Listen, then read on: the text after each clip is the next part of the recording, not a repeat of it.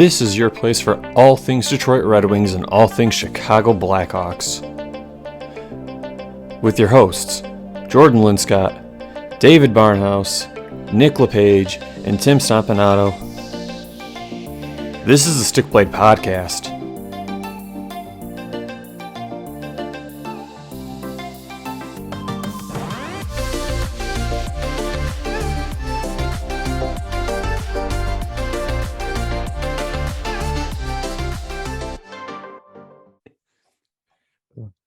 Good evening, ladies and gentlemen, and welcome to another edition of the Stick Blade Podcast. It is your place for all things Detroit Red Wings, all things Chicago Blackhawks, and news around the NHL. On tonight's show, it's going to be an interesting one. The Red Wings and Blackhawks are officially out of the NHL playoffs, but you know what? The NHL playoffs are underway, and it's the funnest time of the year for hockey fans. You get to watch all these teams that have been working all year towards this goal and kind of get to watch the most competitive hockey that you're going to get to watch. I am your host for tonight, Jordan Linscott, and my co-hosts, Tim Stompanato and David Barnhouse, will be joining me tonight. Unfortunately, Nick can't be here tonight, so it's going to be a three-man show.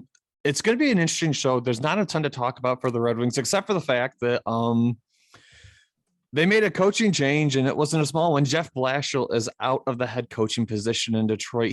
Was the second longest tenured coach in the NHL this year. Yeah, I mean, that says a lot about where coaches are at in the NHL. Wow. 7 years, and he was the second longest tenured NHL coach. But Steve Yzerman decided he's making a change up this offseason, and I think it's something that we've got to talk about. It's arguably the biggest decision that a club can make, aside from the general manager position, when it comes to what's going on with the franchise. And correct me if I'm wrong, you guys have been talking about this for a while now, where at least during this year, where you're saying, okay, we've been on the Blashill train, we've ridden the highs and lows. It's time. We need a new coach. So yeah, this is exciting.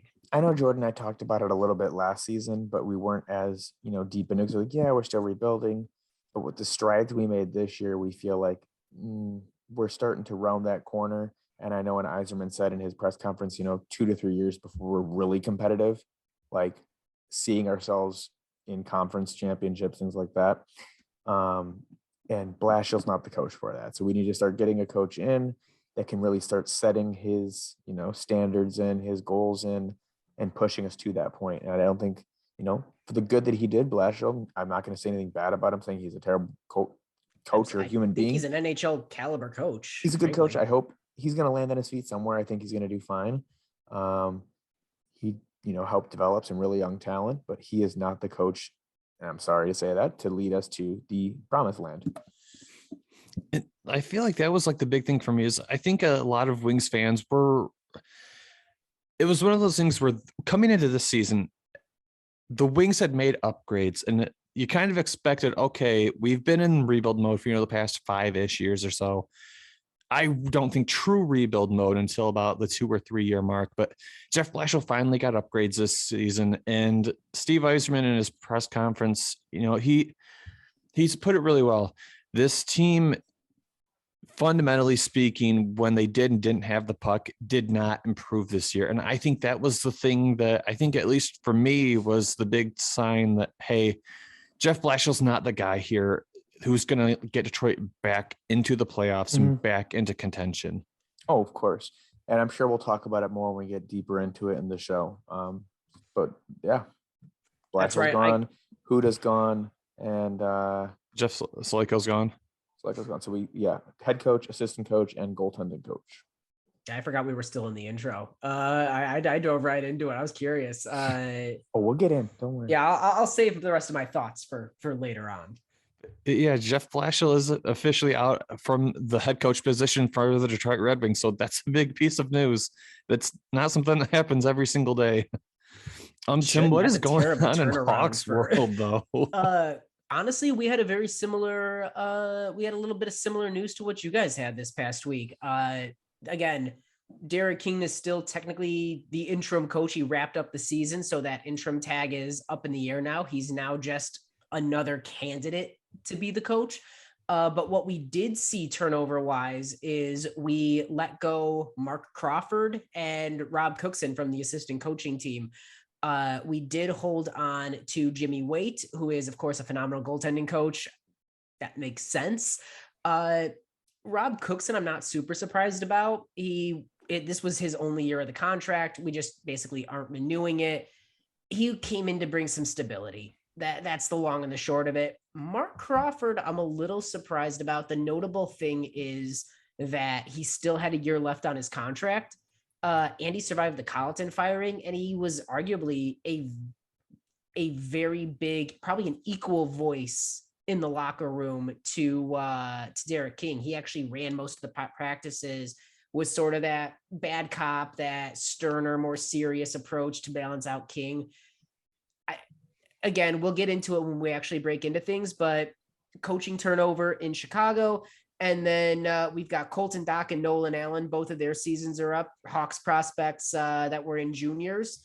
And then they're in Rockford now. They signed amateur tryout contract to get with Rockford for the playoff run. That's very, very exciting. Even if they don't play in any games, they'll be able to be around their contemporaries and learning on the job. So that's going to be huge.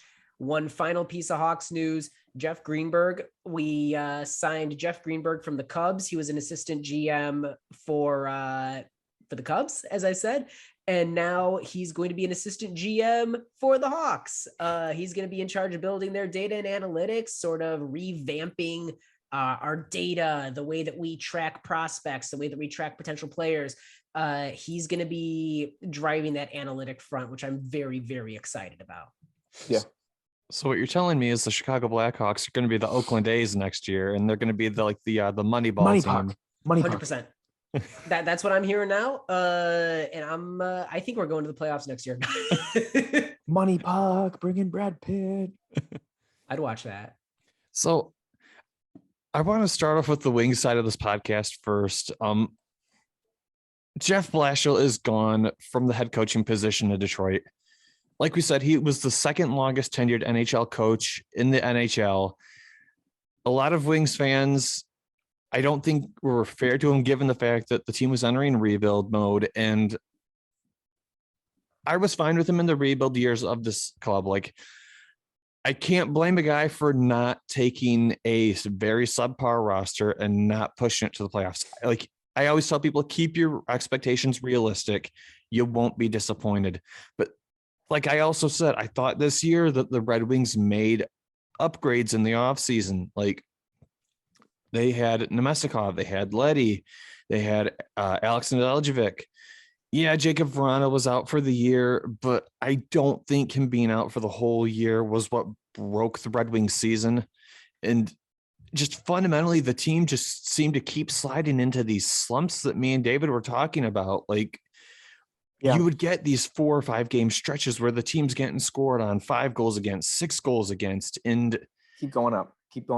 Like 7, 8, 9, 10, 11 goals. Like, it was bad. There's been some really bad games. I think, to jump in real quick, because we're talking about like getting goal scored, I think the final nail for Yzerman, and we saw it like with his expressions, you could see him like in that one game, I think it was against Arizona, where he was sitting up in the stands, just looking down, just looking pissed when we lost 9-2. Like, we lost 9-2 to Arizona, a team that, doesn't even have an arena for next year. That said, again, I don't think that this roster, I do think that with Vrana out this year, you relied a lot on that top line, which Zadina wasn't even often in the top 6. He was up and down. That's a Blashill thing. That's an issue I have with him. But a lot of your offense, you were relying on a rookie who spent that's his longest season he's ever played in. Raymond just came out and said, I'm not going to, I'm not playing at the Worlds and stuff like that, because his agent basically said, this is the longest and most intense season he's ever played, and he's exhausted. Like, oh, yeah. I think you put a lot of faith in that. That's what drove your scoring a lot of times. And likewise, Seider was your defense. Mm-hmm. Seider and Leddy were the only defensemen in my mind, looking back at it, that, like, I don't know. I don't think that you can really make the playoffs with a roster of a lot of middle 6 to bottom 6 guys, inexperienced guys, and then a rough defensive Yeah. core. Which is why I think in Yzerman's press conference today, he was honest and he said, with how things are, and I think Jordan said, like, on and off the puck, we've regressed a bit. But also there's not a lot of great free agents to really push us to that end goal yet. And with that, we're 2 to 3 years away. And I think he realizes and he sees, like, Blashill's done what he can. He's reached his peak with us, and it's only going to go down with us. So it's time for a change to get that coach that will instill the standards that he wants to set, the goals he wants to set to push us to the future. You got to remember, Blashill's not an Yzerman guy. Like, Yzerman brought in people that he wanted when he took the job for his assistant GM.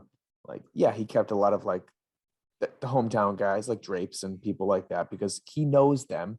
He worked with them. It's not like Draper, I think, worked under him when he was still here with us before he left the Tampa, if I recall, or started to kind of learn under him a bit. But like, he knows what he wants, and Blash is not an Yzerman guy. It's not who he wants. He was good for what he needed to be, and now we need to move forward. One other thing I think is kind of important to note here is when Detroit names whoever's going to be their new head coach, they're going to get to walk in with a completely different slate of expectations on them than Jeff Blashill had. Yep. I do think there are going to be expectations there to get this team winning a little bit more, but I don't think that there's going to be this weight and judgment of we've missed the past 6 years of playoffs. Why aren't we there yet? Or why aren't we seeing progress? Right. Yeah. This new coach is going to have a buffer period. Yeah. It's not going to be make the playoffs this year. Like Yzerman just said today, it's going to be 2 to 3 years before we're a real competitive threat again. And I think that makes just knowing the rookies that you're getting in, like having Edvinsson come in next year, you've realistically got that 2 to 3 more years of filling out a couple of spaces, somebody assuming that second line center duty, Nedeljkovic taking that step forward that he needs to. The pieces are potentially there. You need those next 2 to 3 years to get everything ready. Yeah. And as we've talked about on this show, this year's free agency class is pretty meh. Yeah. And I don't think and we have big cap space this year. We'll probably have bigger cap space next year. What Yzerman might do is he might lock down a couple of those players that we know are we're keeping around, like a Verano, like maybe a Bertuzzi. Maybe Bertuzzi's going to stay. Who knows? But I think the following season, we're going to see some better free agents pop up. And I think with the new coach, with 1 year under his belt, instilling his, mentality, his goals, in a system, and getting a system set in place, then we're going to really start splashing that cash. I think that's something I didn't realize until watching the change from Quenneville to Colleton to King, how much time it takes to actually implement a system. It just wasn't something that I ever really had that concept of. And seeing it now, it's like, oh, you really need like a full season, full off season training camp. Like there's getting a system in place so that it becomes muscle memory and you're not thinking about it. That in itself, it takes a year to instill and is worth the wait. It's weird because we went from like Bowman for most of my childhood, and then I don't think, was there anyone between Bowman and Babcock, or was it Babcock? No, it went, I'm pretty sure, straight to Babcock. That's all I can think of. And then we had Babcock for a good portion of my life as well, and then we went to Blashill, and that's when I first really noticed, like, oh wow, things are different now. Exactly. I again, going from Savard and whatnot to Quenneville, the Hawks didn't really have a system in like when I was growing up and whatnot. It was just sort of play hockey and do your best. But So Jordan, we know Yzerman. Well, not know him, but he's our captain. Stevie Y, the captain. He already has a short list. Like, it already. He's already probably like reached out to a few feelers. Jordan, who do you think's on his short list? I'm so curious. All right. So, or who's on your short list that you would want to be on? All right. Yzerman's. If I'm in Steve Yzerman's position, I'm immediately calling Roger Ronberg from Frölunda. I'm immediately calling Cam Abbott from Rogel BK. And I'm immediately calling Sergei Fedorov from over was it CKSA Gonna Moscow? have to Moscow, sneak him yeah. out of the country. Again, And so the reason being is this: for Lunda, Roger Romberg has continually, and I mean continually, put out fantastic NHL superstars from that club. Gabriel Landeskog is a superstar. Lucas Raymond has all the makings of a superstar. Rasmus Dahlin, even though he's playing on the Buffalo Sabres, looks like if he had a better team would be a superstar. Right. That club has been putting out great NHL talent for years now, and I think he's a huge part of it. Cam Abbott from Rogel BK, him and his brother completely turned that team around. They were, I think, like 1 year away from getting relegated, and now they're one of the best teams in the SHL. I don't think that's an accident. no, not at all. It's really funny because that's my list as well. I'd done, like, when we brought those names up, like, in our text thread, I kept like researching. I'm like, oh yeah, these guys are the coaches who coach some of our players. Fedorov, for me, you guys know this. The only Red Wings jersey I own is a Sergei Fedorov jersey that I bought as a child. For sure. In an adult size because I knew I'd love him forever. I love that. Both sides, when he left, did each other a bit dirty. He left on pretty terms. And, he's one person who I feel like his number needs to be up in those rafters for us. So my dream scenario, if we get Fedorov, is opening night, forward the puck drops, we see 91 go up into the rafters, and he coaches us to a Stanley Cup championship. Not, his first season, like we said, buffers, but, Fedorov, the guy that helped us win, that won 3 Stanley Cups with us, coaches to his first Stanley Cup with us. Listen, there's a movie in the making with that. I love it. I do want to point out to you guys, it's not so long ago that a young up and coming coach that was playing in the Swedish league, Jeremy Colleton, was rising in the ranks. He was a wonder kid coach. He was flipping, second league relegated teams up to the first league, comes to the AHL. He's doing great things there. It sounds like Blashill all over again. Colleton fan. I just get worried about bringing somebody in from a non-North American league, like somebody who hasn't been in the A for a bit or wasn't an assistant coach in the NHL, just because it's a different game, a different style of game. Though I will say, I think the SHL has come a long way. We've talked about this. It's one of the best leagues in the world. We said it's the third under the KHL, which is why. And even then, I would argue that it sort of fluctuates back and forth depending on what you're looking at. All right, Mr. Outside Perspective, you're not a Red Wings fan? No. Who's on your short list? Honestly, Fedorov was definitely on my list, just because I think it's a great story, and I don't think he's got coaching experience. It's not like plucking in. I know for the Hawks, people have been talking about make Marian Hossa the coach, and it's like he has never coached before, at least in a professional level. Let's give him a couple years as an assistant. Fedorov has that experience. Like, it would not be crazy to bring him in. This was his first year at CKSA Moscow, wasn't it? I think I want to say yes. Yeah, but he still coached other professional teams before this. Right. This wasn't his first foray into coaching. That said, I think David Quinn is a legitimate option. I like Quinn. I know that he sort of wore out his welcome and wore out his message, but that happens with every coach. I think that you've got the pieces. He sort of reminds me of his time with the Rangers. I think you've got the young pieces that he's got a good combination of he's a teaching coach, but he also drives and knows how to I like that. I like that balance. He's not just development. There's talk Bruce Boudreau is going to be up contract wise in Vancouver. Again, you guys have done such a good job of bringing up the outside the box, not the old boys club. I love that. But I also know the NHL. And the only person I think who's going to flip the script on that is Stevie Y. But Bruce Boudreau had a hell of a year taking a depressing, underperforming Vancouver team full of young guys that had lost their confidence, weren't playing to the way that their caliber could be. And he saved that season. I don't hate Bruce Boudreau for where you're at with the Red Wings. What if you make him assistant coach under one of these young guys to help, groom him and the team? Honestly, I think that's the future of where the NHL is at, having these old guard guys who have been consistent. Bruce Boudreau has a fantastic record.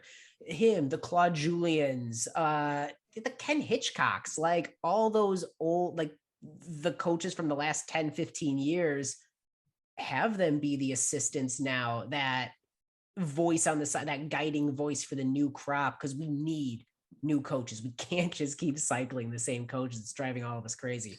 Like Tortorella. Tortorella needs to, I don't want him as an assistant coach. I don't want him back in hockey. He's not good for the game anymore. You guys remember when the Columbus Blue Jackets had him be the coach and the team completely imploded in on each other? Patrick Laine was a shell of himself. The man looked like he hated being on the ice, and now he's having fun again. I don't want any team with any player who's exciting under the age of 26 to be around Torts. Now, I do want to suggest one thing. John Cooper? Maybe. You think Stevie Y could steal him from Tampa? If that happened, oh my God. He's tired of playing on easy mode and it's time to switch over for a challenge? Question is, like, how much longer is his contract? Because we'd have to probably pay off his contract or something. I'm sure. Let's see, Coops. I feel like Cooper, though, is one of those guys who, like, he's been there for so long and he's waited for the success. And now that he's got the success, he's got no reason to leave. So he signed a 3-year extension last year. So his extension goes to 24 to 25. And he has the chance to three-peat right this year. So he's probably not even thinking about anything but that right now. Why would you leave? There's no, I know I'm the one that suggested it, but why would you ever leave until things start? Unless Stevie Y was able to sell him on something, but he's the only one. Get out of Florida. It's a trash state. I mean, yeah. You know, it's funny, Dave, you mentioned the Tampa Bay Lightning have a chance to three-peat right now. The Maple Leafs are currently up 2-0 on them in their game right now. Oh, because the Leafs have never blown a lead before. That's valid. Boston is a good example. I'll believe that the Leafs actually not only win a game, but then move on to the next round when I see it. They have a gift for choking. So when do you think we get our new coach hired? When is the hiring going to be? I'd imagine it's got to be sometime within the next month or so. Like, I don't think that Yzerman's going to try to take anybody from a team that's a playoff caliber or that's playing in the playoffs right now.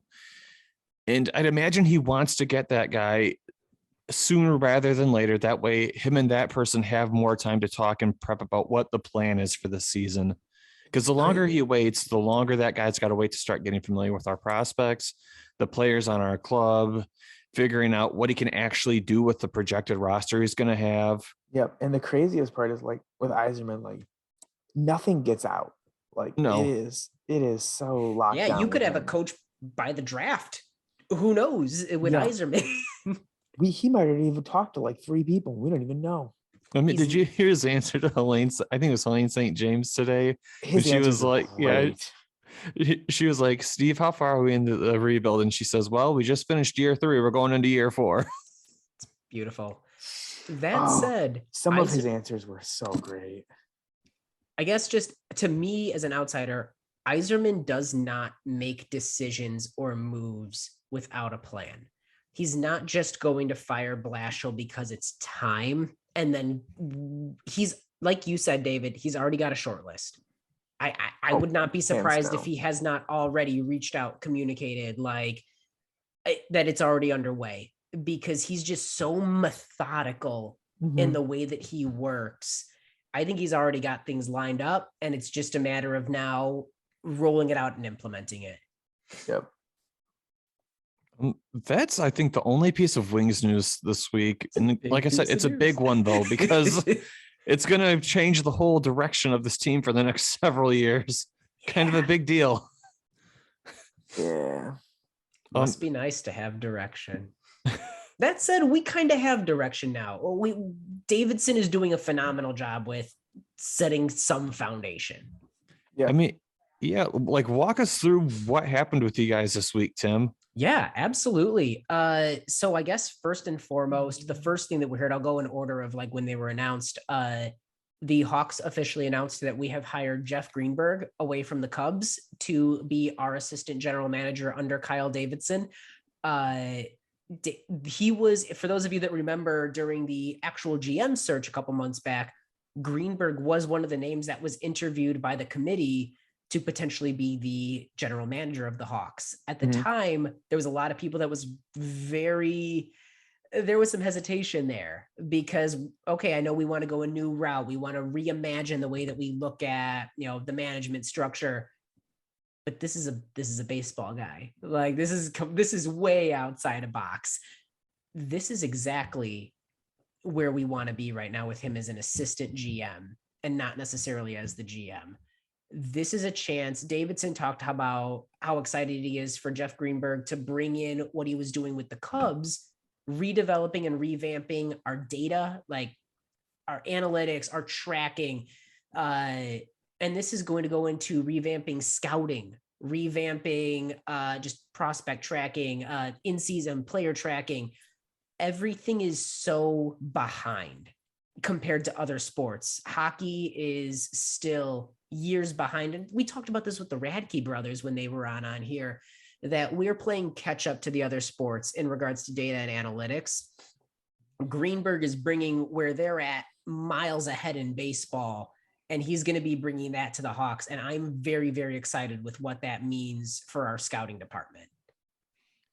Now, I kind of want to ask you guys this. I mean, we talked about it a little bit before the show, but I mean, Tim, you were saying this, and I actually agree. There are a lot of clubs in the NHL who have a lot of money to spend. Yep. And as much as, stuff like the chip shortages are going on right now, those clubs very much can afford the tracking technology and like the pucks and the jerseys 100%. And stuff like that. Comparative to those teams' overall budgets, it's a fraction of a percent for those.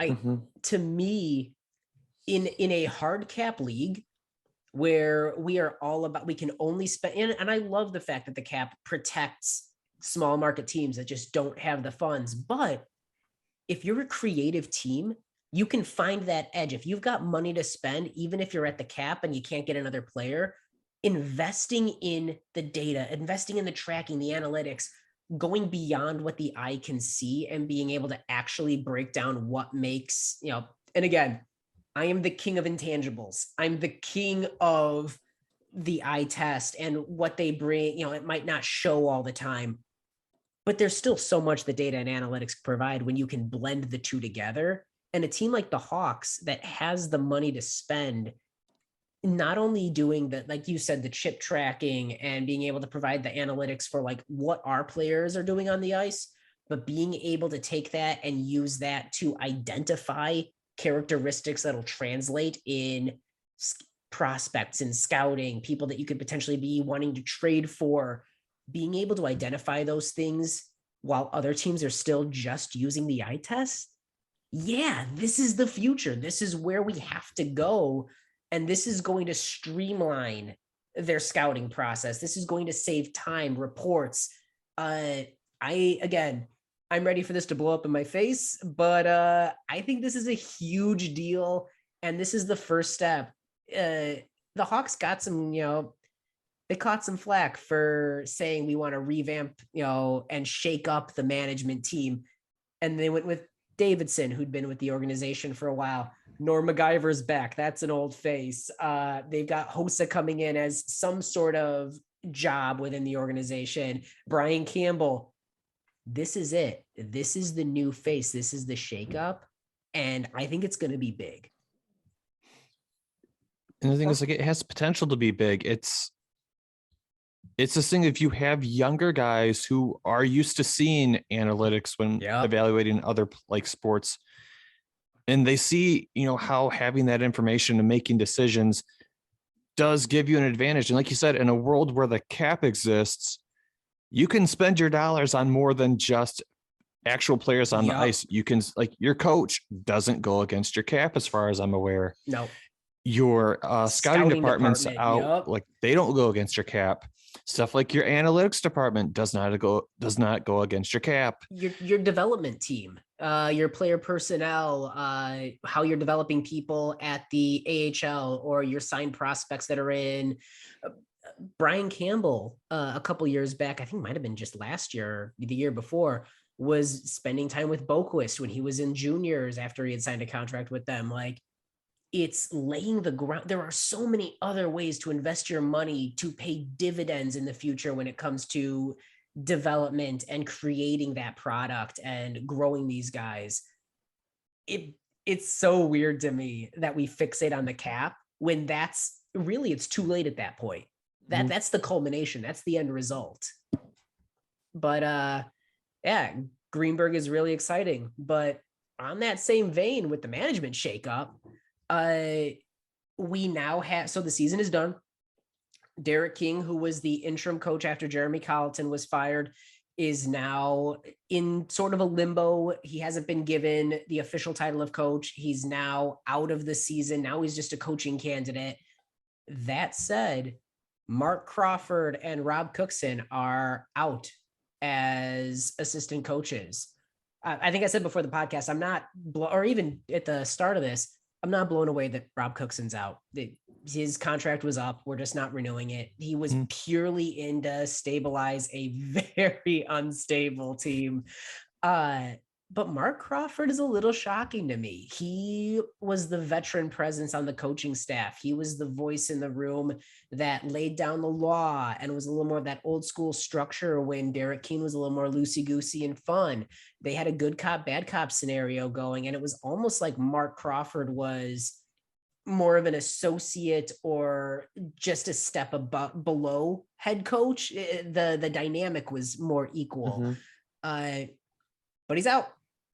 I'm guessing that this just means whoever is given the coaching, the full-time, you're the coach, hire your people. He doesn't have to clean house then. But it does say that they didn't give him the option. Like, that's interesting, right? He had a year left on his contract.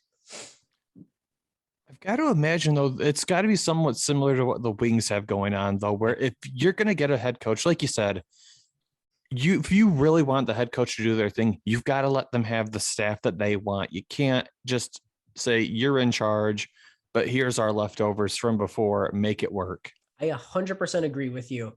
I do just think that it's interesting having a guy like Mark Crawford and not giving the next head coach the option of, you know what, you'd have a lot of insight. You've been around, like, let's hear what you have to say about the team, about your thoughts, where we're at. I feel like traditionally that's what happens. Like, head coach gets let go. We are hiring a new coach. That coach will either ride out for a little bit and then let go of their people and get their people, or they'll say, I want to keep this person. The other two can go, and they bring in their own. Like, taking away the ability to keep Crawford, to me, it feels like they're cutting their losses and moving on as an organization, while also giving them that. Does that make sense? Kind of. Yeah, I don't know. It felt like a deliberate management choice to say we're done with Mark Crawford, not necessarily we're clearing space for the next coach to bring in their people. But I might be reading too much into it. I do that sometimes.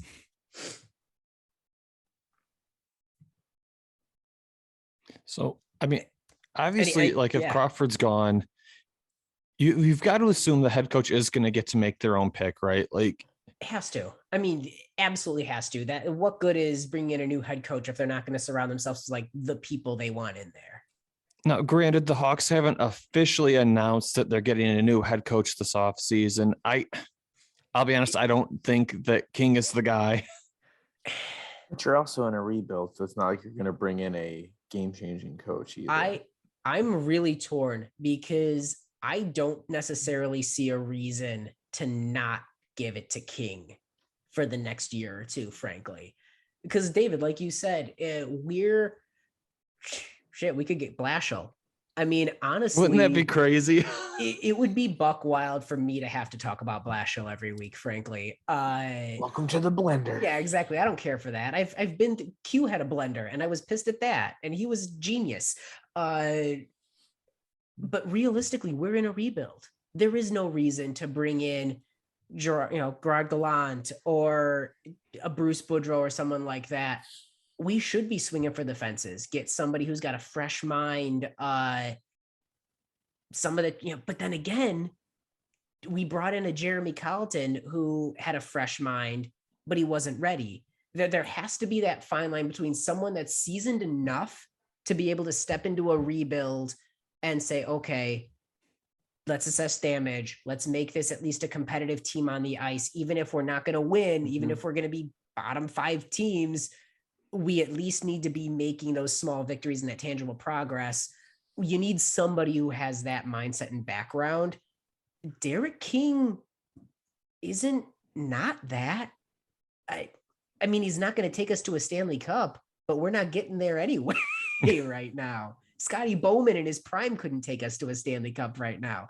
So I like King's atmosphere. I like what he brings to the table of keeping things loose and light. Maybe give him time to implement a system. I can't think of anyone right now, realistically, unless I went with, one of the SHL coaches or, somebody outside the box that's ready to try and shake things up. I don't see anyone better than King right now, given the team that we have. It's a hard one. It's a hard one for you guys. Yeah, it's going to be a rough couple of years. That said, King does do a good job of making it a little more bearable for everybody. I think he's with the organization one way or the other. He just seems like the kind of guy, even in his interviews and whatnot, where he's talked about like, I could have been an AHL coach for the rest of my life. Would have been cool with that. I could be an assistant coach. That'd be rad. I've learned an incredible amount this year. If I'm not the head coach next year, no hard feelings. I get it. I'd like to still be around. I think he's a cool guy. He has no ego, which is super cool. I could see him being an assistant coach, frankly. He's like the exact opposite of a Mike Babcock. 100%, or a Torts or something. He is the complete antithesis. And he's a guy that was a proven goal scorer and like a really talented hockey player. Like he's that perfect combination of like, he is a coach. He's a player's coach. Mm-hmm. He just might not be. He's a Lovey Smith, just a player's coach. I'm good with that. Like Lovey wasn't bad for us. He wasn't great at U of I, but like nobody's been great at U of I. No, the coaching is going to be really interesting. I can't imagine, Jordan, to your point, I can't imagine that we don't have an official head coach by the start of the season. I feel like that would be the worst thing we could do. I mean, aside from that, Tim, what else is going on though? The only big note, honestly, was that Colton Dach and Nolan Allen each finished their seasons. I think they're both in the WHL. Nolan Allen's with the Prince Albert Raiders. Colton Dach is with the, I'm going to butcher that, the Kenosha Rockets. I think that's correct. And their seasons both ended. They were in the playoffs, though they didn't make it on.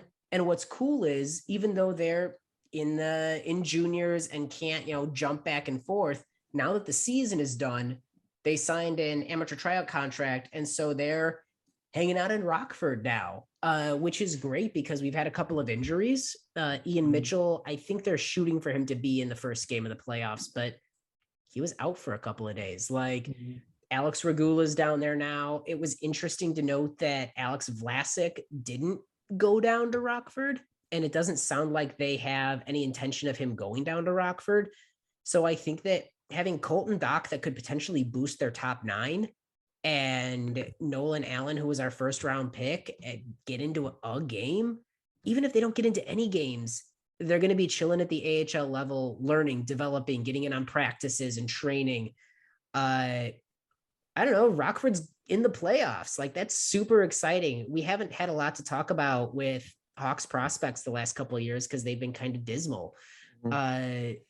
There's a lot to be excited about here with Nolan Allen, who I think Nick and I were pretty hard on that pick, just because you can typically get a shutdown defenseman pretty late in the draft. You don't grab him 32nd overall.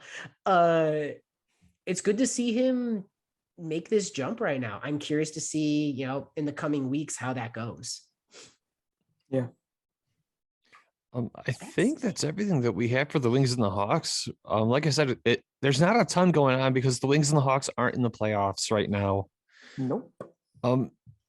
Let's go ahead and talk about the playoffs, boys, because I think all of us are surprised by some of the teams that are here. Yep. I'm not. So we all made our brackets. Yeah. And I thought, let's just do the first round, what we picked and how many games. We don't really need to go into too much detail, but I think it'd be fun to kind of see where we are by the end of the week.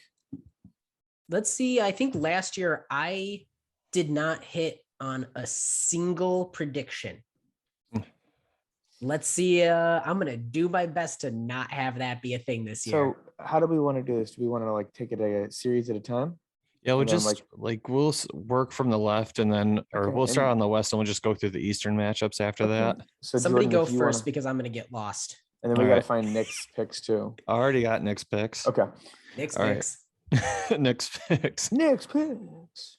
So the first series, the Colorado Avalanche versus the Nashville Predators. I think it's Colorado in 5. There's if anyone says the Predators, they're wrong. I'm just kidding. I picked Colorado also in 5. Yep, I got Colorado in 5. Juicy Saros is out to start the playoffs. Him and Roman Josi are the only people that keep that team alive. Yeah, no, Avs in 5. Nick agreed. He didn't do in 5 though. He said in 6. He gave Nashville 2 games. You know what? I think that's what Juicy Saros though. I think with this news, gotta drop to 5. But okay. Next series. Next series is the Minnesota Wild and the St. Louis Blues. I got Minnesota in 6.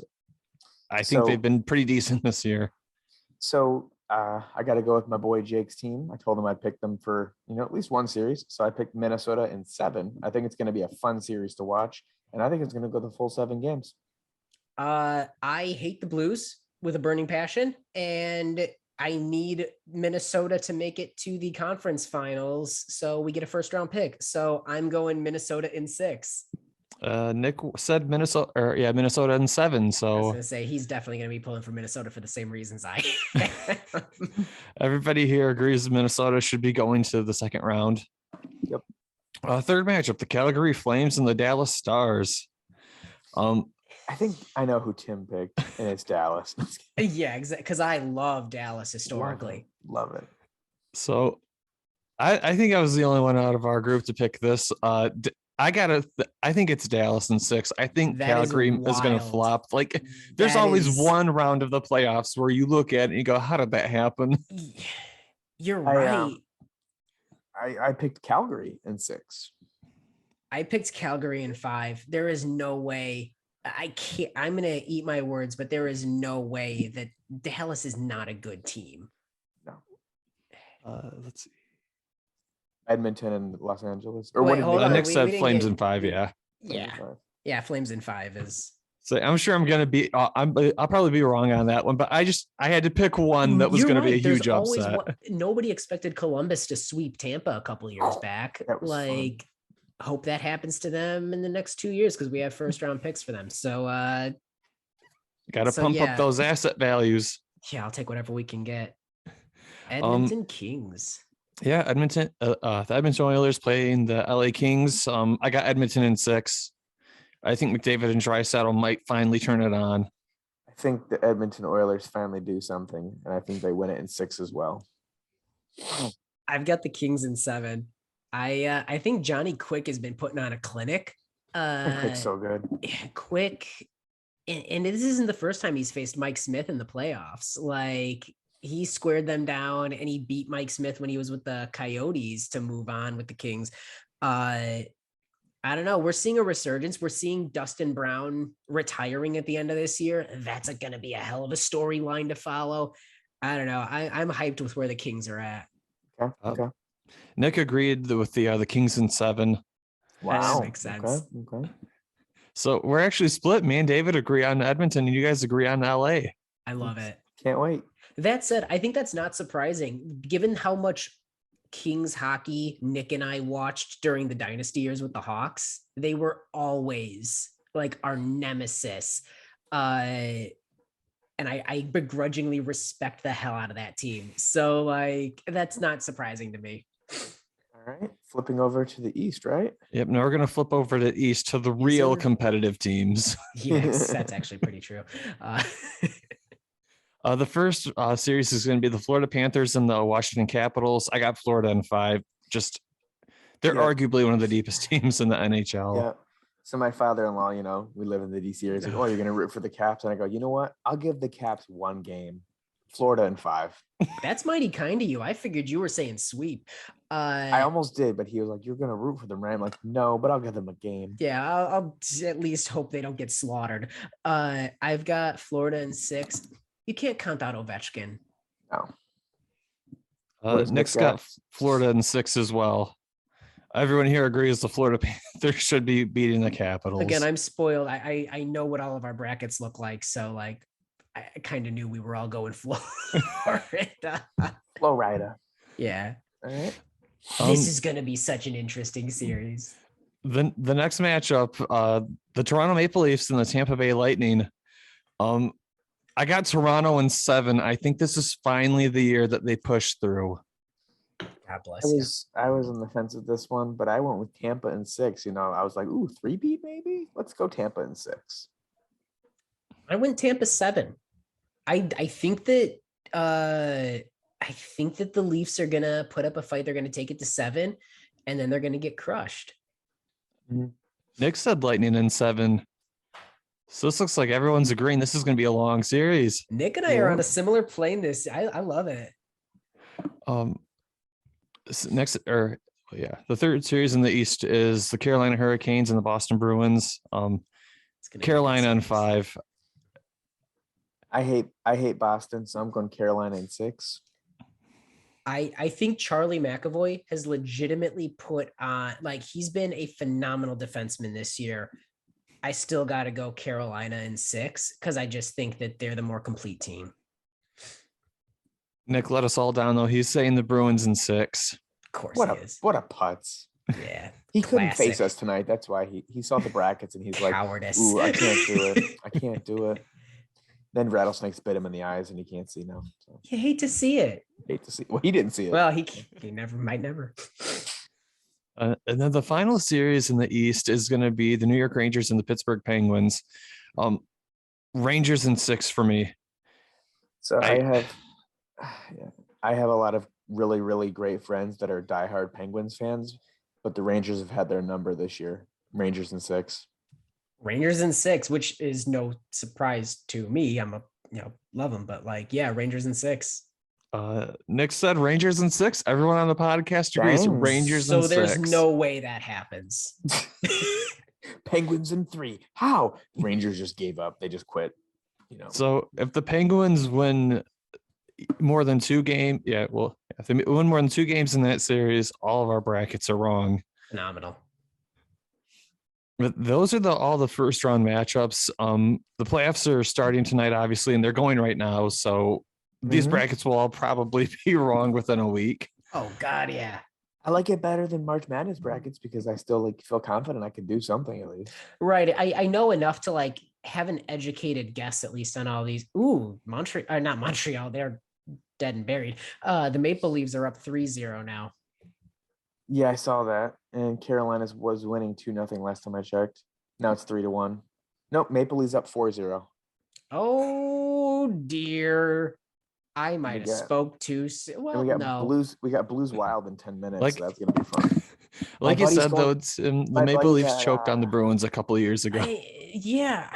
They do a historically wonderful job of giving their fans hope before crushing it. Speaking of Minnesota, my buddy Jake's at tonight's game and Wednesday's game. That's sick. That's gonna be such an electric series. He and his buddy bought tickets for game 1 tonight. And then I guess his dad got tickets through work for Wednesday. He's like, hey, what are you doing Wednesday? He's like, why? That's gonna But be I'm so blast. envious. I've always wanted to go to a playoff hockey game. I mean, you could do it this year. Washington's there. I don't like Washington.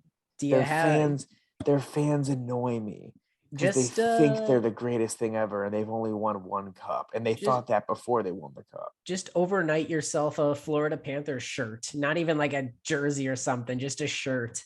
I'll get like Carolina's logo is pretty baller, I guess. What you got to do, David, is you got to get like a cheap Anthony Mantha jersey and you wear that to the game and just thank all the Caps fans around you. Say, we appreciated it. Or Nick Jensen. Or yeah, Nick Jensen would be a good one, but I think the Mantha trade was definitely the bigger win. Thank you for giving us Verana. Yeah, wear a Detroit Verana jersey. Oh my God. That'd actually be really funny.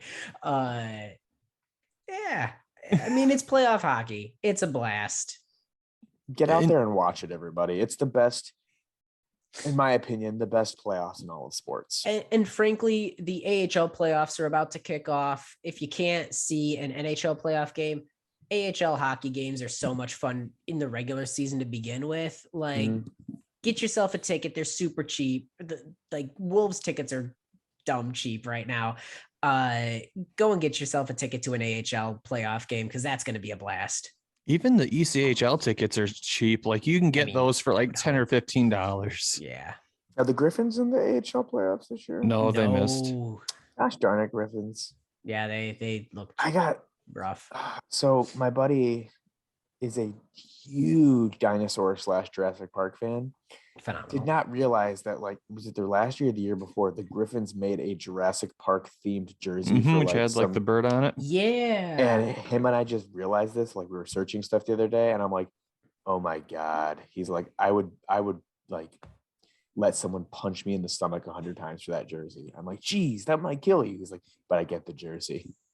Be buried in it. Right?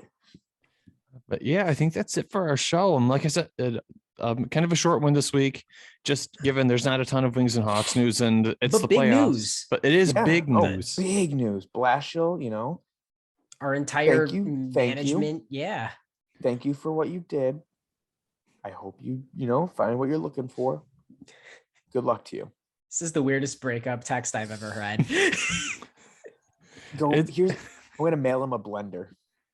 That's what I'm gonna do. Just gonna mail him a blender. Thank you. Wild. And not a Vitamix. Put some paper mache hearts in there. But yeah, I think that's going to be it for our show tonight. As always, we appreciate you guys tuning in and watching and listening to the show. At the end of the day, it's a podcast. It's by fans for fans. There's no corporate sponsorship or anything like that. So we get to say it and, talk about whatever we want on the show. If you liked what you heard and listened to, feel free to give us a like, follow, share, whatever the social media currency is on the platform you found us. We are on Facebook. We are on YouTube. We're on SoundCloud. We're on Apple Podcasts. We're on Twitter. You can email us even if you want, stickbladepodcast@gmail.com. Whatever method you like to get your podcast fix from, we're probably on there. So feel free to give us that feedback, that like currency. It really helps the show grow. But again, for your host tonight, Jordan Linscott, and for my co-hosts, David Barnhouse and Tim Stompanato, this has been another edition of the Stick Blade Podcast.